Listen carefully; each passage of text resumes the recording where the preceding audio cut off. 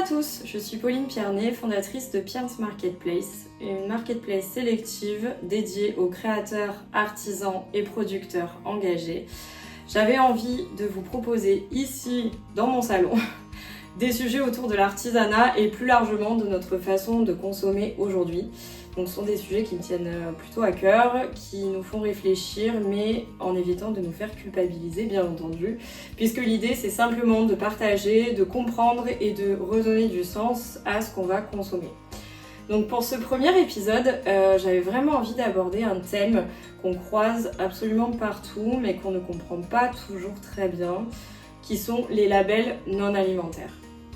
Donc vous savez, ces petits logos qu'on voit sur les vêtements, sur les cosmétiques, sur les bougies, sur les meubles, etc. Avec des mentions bio, éthique, naturel ou made in France.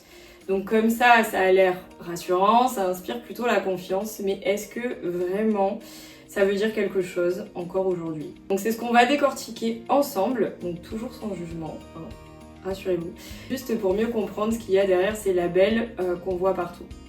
Alors pourquoi est-ce qu'on voit autant de labels? Alors à la base, c'est plutôt simple, les labels ont été créés pour nous rassurer en tant que consommateurs. Ça prouve que le produit a été vérifié, qu'il respecte certaines valeurs environnementales, éthiques, sociales. Mais en fait, avec le temps, ça s'est multiplié. C'est-à-dire qu'aujourd'hui, il existe plus de 400 labels non alimentaires, rien qu'en Europe. Et tous ne se valent pas.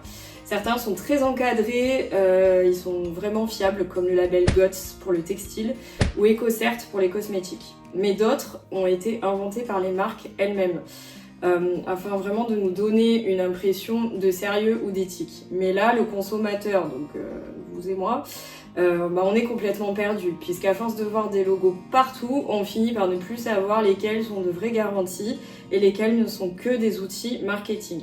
Ensuite, pour le textile, qui est le secteur le plus labellisé, mais qui est aussi le plus flou, parce qu'en fait, dans le textile, les labels sont vraiment présents de partout.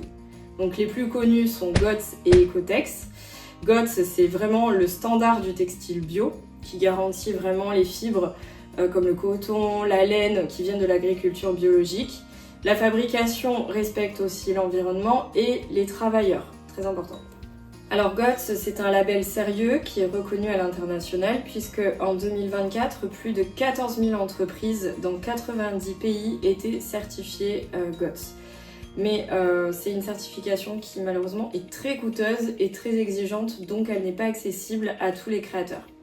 Ensuite, nous avons Ecotex, qui est un label qui certifie qu'un tissu ne contient pas de substances nocives pour la peau. Donc c'est plutôt utile, mais ça ne dit en rien sur les conditions de fabrication. Une marque, elle peut afficher un joli logo rassurant alors que le produit a été fabriqué dans une usine à l'autre bout du monde et c'est un peu le paradoxe en fait du label. Il rassure mais il raconte qu'une petite partie de l'histoire. Alors côté beauté et cosmétique, c'est encore plus flou. Vous avez sûrement déjà croisé des labels comme Cosme Bio, EcoCert, Cosmos ou Slow Cosmétique.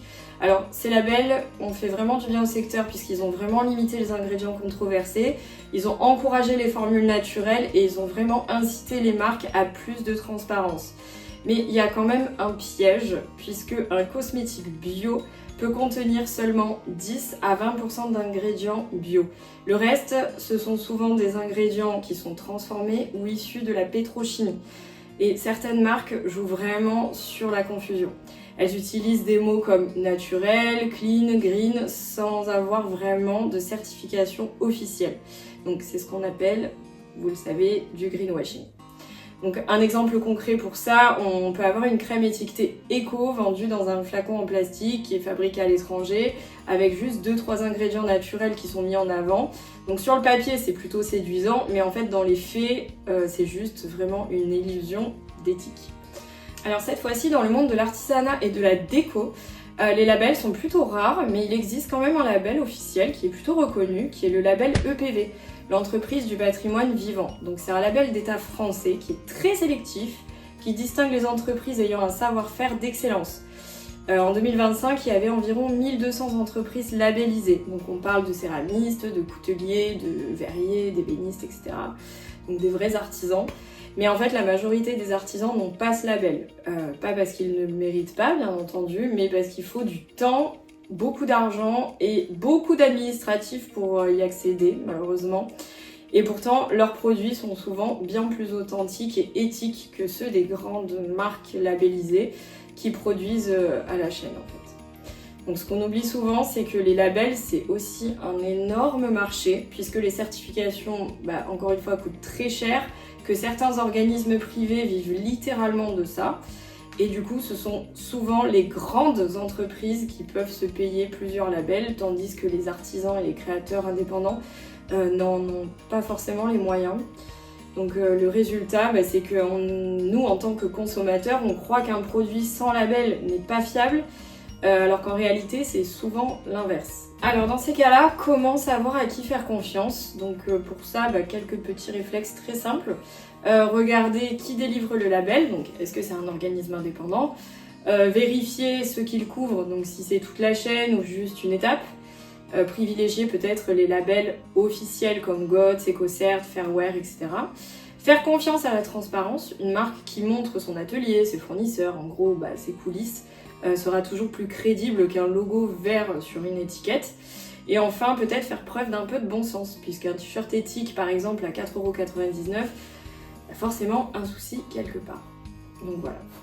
N'oubliez pas que les labels, c'est un petit peu comme les diplômes. Certains sont mérités, d'autres sont juste décoratifs et ils ont fait évoluer les pratiques, oui.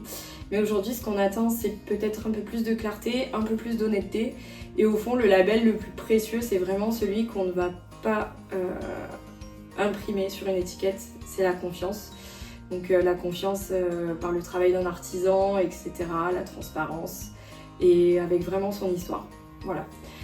Merci beaucoup d'avoir écouté cet épisode et si ce podcast vous a plu, n'hésitez pas à vous abonner, à le partager et pourquoi pas découvrir les artisans et leur univers sur la marketplace Pierns. Merci beaucoup d'avoir été là et je trouvais vraiment que c'était de circonstance avec l'actualité malheureusement. Donc je vous souhaite une belle journée, une belle soirée et à bientôt pour un nouvel épisode. Ciao! Par rapport à sa provenance. J'en peux plus de me présenter. C'est horrible. L'exercice est hyper dur. Je suis stressée. Je suis trop stressée.